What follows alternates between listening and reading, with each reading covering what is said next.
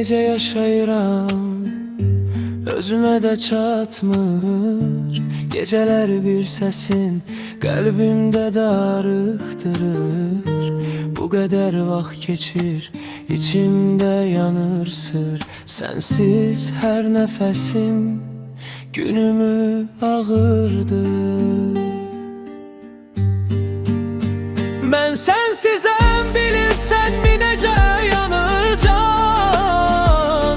Hər gün biraz daha çökür içimdə bu zaman.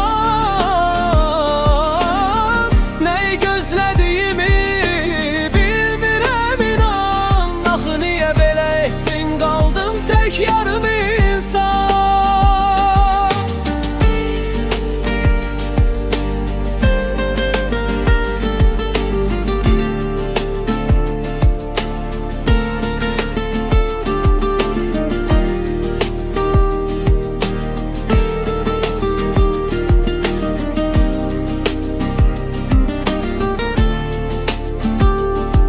Küçələr susubdur, addımlarım yorulur.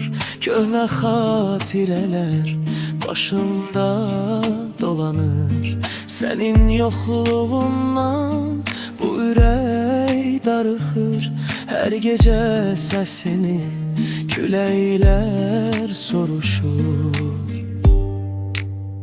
Mən sənsizəm, bilirsən mi necə yanır can.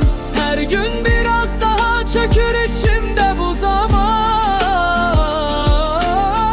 Nəyi gözlədiyimi bilmirəm inan. Axı niyə belə etdin, qaldım tək yarım insan.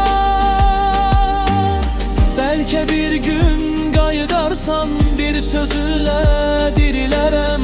Amma bugün də sənsizəm, hər dəqiqə əriyirəm.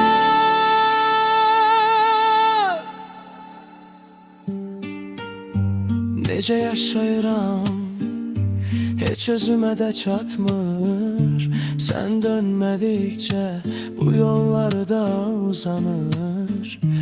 Bu qədər vaxt keçir, ürək səni çağırır. Sənsiz taleyimdə qaranlığa sarılır. Mən sənsizəm, bilirsən mi necə yanır can. Hər gün biraz daha çökür içim.